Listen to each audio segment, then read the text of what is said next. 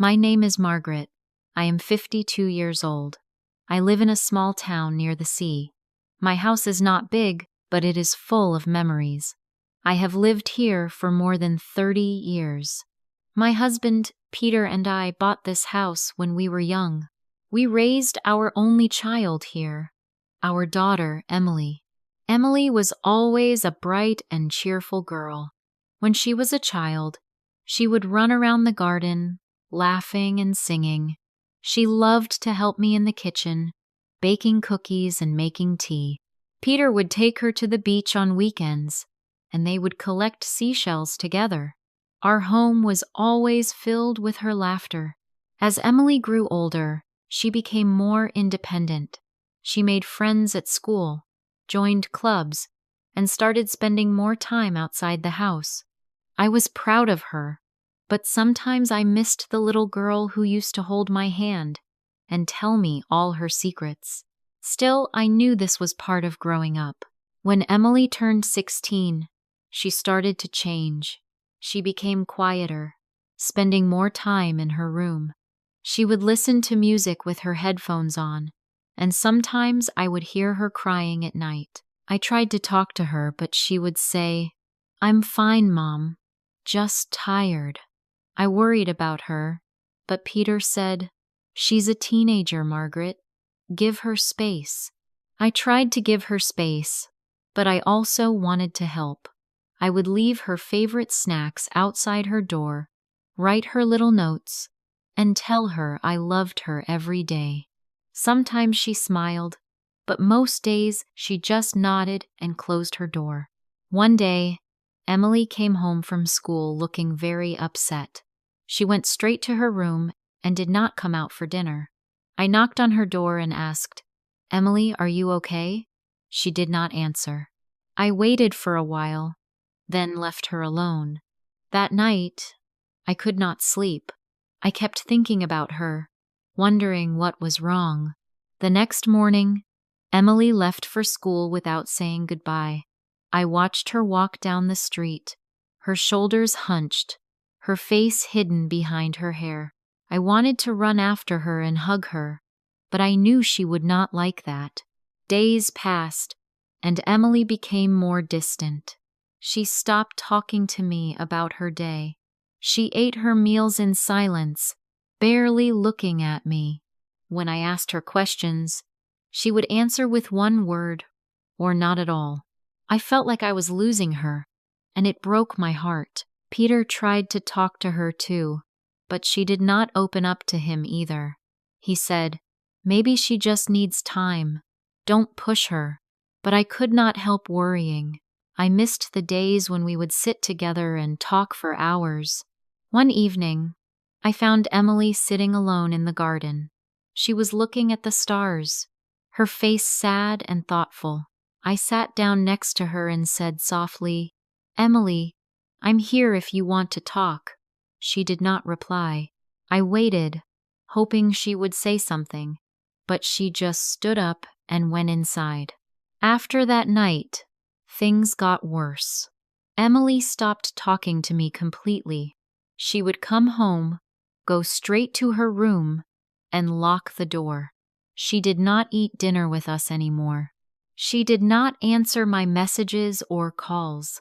It was as if I had become invisible to her. I tried to remember if I had done something wrong. Had I said something to hurt her? Had I been too strict or too soft? I went over every conversation in my mind, searching for answers. But I could not find any reason for her silence. Peter and I argued about what to do. He said, "Let her be. She will come around." But I could not just sit and wait. I wanted to help my daughter, to understand her pain. I wanted to be her mother, her friend, her support. One day, I decided to write her a letter. I poured my heart into it, telling her how much I loved her, how much I missed her, and how I would always be there for her, no matter what. I slipped the letter under her door and waited, hoping she would read it. The next morning, I found the letter on the kitchen table. It was unopened. My heart sank. I felt helpless and alone. Weeks turned into months. Emily's silence became a wall between us. I tried everything I could think of: cooking her favorite meals, leaving small gifts, asking her friends if she was okay. But nothing worked. She did not speak to me, not even a single word. I started to blame myself. Maybe I was a bad mother. Maybe I had failed her. I cried at night, holding her old toys and looking at her childhood photos. I prayed for a miracle, for a sign, for anything that would bring my daughter back to me. One afternoon, I was cleaning Emily's room when I found a notebook under her bed. I hesitated, not wanting to invade her privacy, but I was desperate to understand her. I opened the notebook and saw pages filled with drawings and poems. Some were happy, but most were sad. There were words like alone, lost, and invisible. My heart broke as I read her pain.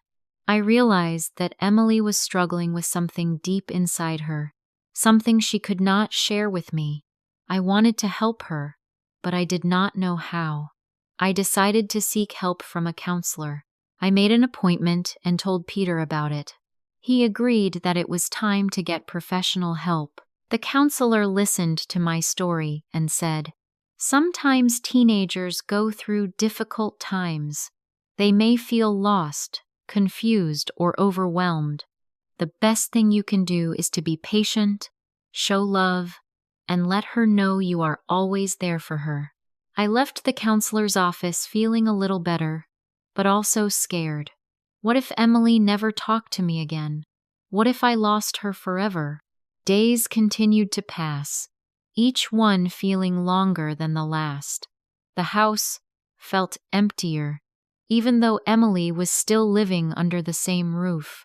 I tried to keep myself busy with chores, gardening, and reading, but my mind always wandered back to my daughter. Every time I heard her door open or close, my heart would jump with hope, only to be disappointed when she walked past me without a word. Peter tried to comfort me, but I could see the worry in his eyes too. He missed Emily's laughter, her stories, her presence at the dinner table. Sometimes, late at night, I would hear him sigh deeply as he stared at the ceiling, lost in thought. We both felt powerless, like we were watching our family fall apart and could do nothing to stop it. One Sunday morning, I decided to visit my sister Helen. She lived in the next town and had always been close to Emily. I hoped she might have some advice or insight. Over tea, I poured out my heart, telling her everything that had happened. Helen listened quietly, then said, "Margaret, sometimes children go through things they can't explain. Maybe Emily is struggling with something she doesn't understand herself. Don't give up on her. Keep showing her love, even if she doesn't respond." Her words gave me a little strength. I returned home determined to keep trying, no matter how hard it was. That evening, I baked Emily's favorite chocolate cake. I left a slice outside her door with a note. "I love you. I'm here whenever you need me." The cake was gone the next morning, but the note was still there, untouched. At work, I found it hard to concentrate. My colleagues noticed I was quieter than usual. One of them, Mrs. Patel, asked if everything was all right. I hesitated, then shared a little about Emily. Mrs. Patel smiled gently and said, "Teenagers are like closed books sometimes, but books can be opened with patience and care. Don't lose hope." I tried to hold on to hope, but some days it felt impossible. I missed Emily's voice, her laughter, even her complaints about school. I missed the way she used to hug me before bed. the way she would ask for advice about her friends or her homework. Now, there was only silence. One evening, as I was folding laundry, I heard Emily crying in her room. The sound was soft, but it broke my heart. I wanted to rush in and hold her, but I remembered the counselor's advice. Be patient. Don't push. So I sat outside her door and whispered, I love you, Emily. I'm here if you need me. The crying stopped, but she didn't open the door. A few days later, I received a call from Emily's school. Her teacher, Mrs. Carter, wanted to meet with me. My heart raced with worry as I drove to the school. Mrs. Carter greeted me with a kind smile and invited me to sit down. She explained that Emily's grades had dropped, and she seemed withdrawn in class. She's a bright girl, but something is troubling her, Mrs. Carter said. Maybe she needs someone to talk to. I thanked her and promised to do my best. On the way home, I thought about all the changes Emily had gone through growing up, facing new pressures, maybe feeling lost or alone. I realized that sometimes, even when we love someone deeply, we can't always protect them from pain. That night, I sat in the living room, looking at old family photos. I remembered the day Emily was born, the first time she smiled, her first steps, her first day at school. I remembered the joy she brought into our lives, the way she made even ordinary days special. I wondered if she remembered those moments too.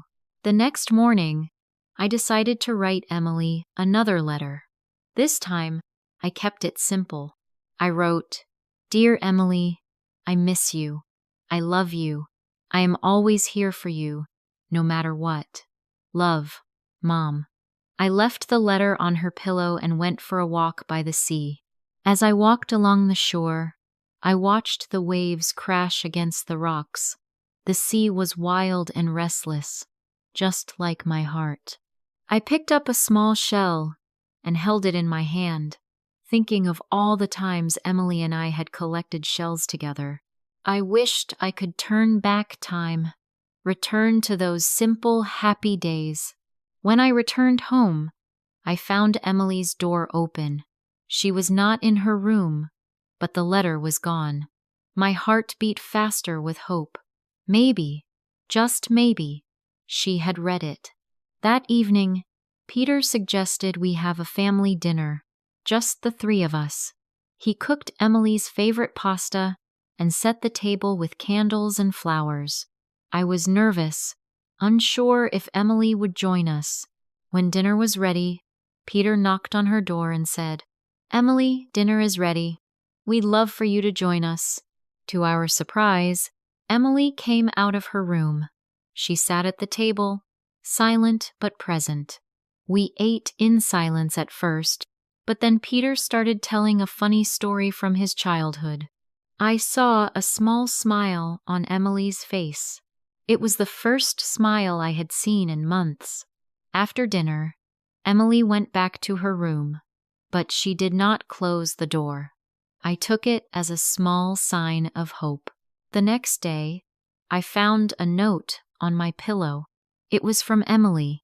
It said, Thank you for not giving up on me. I'm sorry I've been so distant. I just needed time. I love you, Mom. Tears filled my eyes as I read her words. I wanted to run to her and hug her, but I remembered to be patient. I wrote her a note in return. I love you too, Emily. Take all the time you need. I'm always here. Slowly, things began to change. Emily started coming out of her room more often. She would sit with us during meals, sometimes joining in the conversation. She still did not talk much, but her presence was enough for me. One afternoon, she asked if I wanted to go for a walk with her. My heart leapt with joy. We walked along the beach in silence, but it was a comfortable silence. I felt closer to her than I had in a long time. As we walked along the beach, the sun was setting. painting the sky with shades of orange and pink. Emily walked beside me, her hands in her pockets, her eyes on the waves. For a long time, neither of us spoke, but I could feel the distance between us slowly shrinking, step by step. After a while, Emily stopped and picked up a small, smooth stone. She turned it over in her hand, then looked at me. "Mom," she said quietly, "do you remember when we used to come here every Sunday?" I smiled, my heart swelling with hope.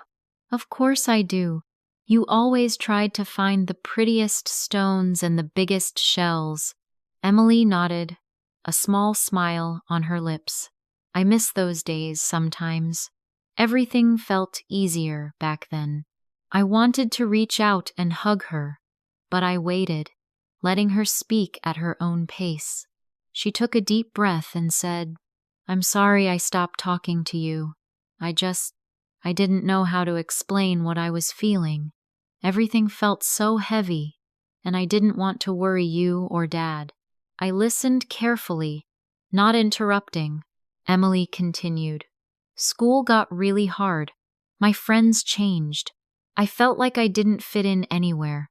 Sometimes I felt invisible, even at home.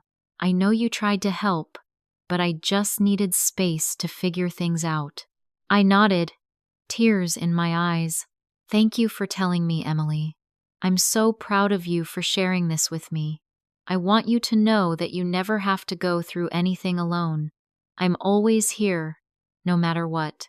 Emily looked at me, her eyes shining with emotion. "I know, Mom. I just needed time to understand myself. I'm still figuring things out, but I want to try. I want us to be close again." I reached out and gently squeezed her hand. "We'll take it one day at a time. I love you, Emily. Nothing will ever change that." We stood there for a while, watching the waves roll in and out. The silence between us was no longer heavy or painful. It was peaceful, filled with understanding and love. After that day, Emily and I began to rebuild our relationship. It wasn't always easy. Some days she was quiet, lost in her thoughts. Other days she would sit with me in the kitchen, helping me cook or telling me about her day. We started going for walks together more often, sometimes talking, sometimes just enjoying each other's company. Peter noticed the change too. He smiled more, joked with Emily, and even started planning small family outings again. Our home, which had felt so empty and cold, slowly filled with warmth and laughter once more. One evening, as we sat together in the living room, Emily surprised us by saying, "I've been thinking about seeing a counselor at school. I think it might help me talk about things I can't always say at home." I felt a wave of relief and pride. "That's a wonderful idea, Emily. I'm so glad you're taking care of yourself. We support you, always." Emily smiled, looking more at peace than I had seen her in a long time. "Thank you, Mom. Thank you for not giving up on me." As the weeks passed, Emily grew stronger and more confident. She started spending time with new friends, joined a club at school, and even helped organize a charity event. She still had difficult days, but she no longer faced them alone. She knew she could come to me, to Peter, or to her counselor for support. One Saturday morning, Emily came into the kitchen while I was making breakfast. She hugged me from behind and said, "I love you, Mom. Thank you for everything." I turned and hugged her tightly, tears of happiness in my eyes. "I love you too, Emily. You are my heart." That afternoon, we decided to visit my sister Helen together. Emily brought a small gift for her aunt, a painted shell she had found on the beach. Helen was delighted, and we spent the day laughing, sharing stories, and enjoying each other's company. It felt like a new beginning, a fresh chapter in our lives. As time went on, Emily and I grew closer than ever. We talked openly about our feelings, our fears, and our dreams. I learned to listen without judgment, to offer support without pressure. Emily learned to trust me again, to share her thoughts and worries, knowing I would always be there for her. Looking back, I realized that sometimes love means letting go, giving someone the space they need to find themselves, even if it hurts. It means being patient, being present, and never giving up hope. Now, when I see Emily smiling, laughing, and living her life with courage, I feel grateful for every moment we have together. Our journey was not easy, but it made us stronger, wiser, and more connected than ever before. If you are a parent going through something similar, I want you to know that you are not alone. Sometimes, our children need time and space to grow, to heal, and to find their way back to us. All we can do is love them, support them, and wait with open arms. And if you are a son or daughter who feels lost or alone, remember that your parents love you more than words can say. Don't be afraid to reach out, to share your feelings, and to ask for help. You are never truly alone. Life is full of ups and downs, but love can heal even the deepest wounds. Emily and I found our way back to each other, and I believe you can too. What would you do if you were in my place? Have you ever felt distant from someone you love? Share your story in the comments below. If you enjoyed this story, please like, comment, share, and subscribe for more English stories that touch the heart and help you learn. Thank you for listening.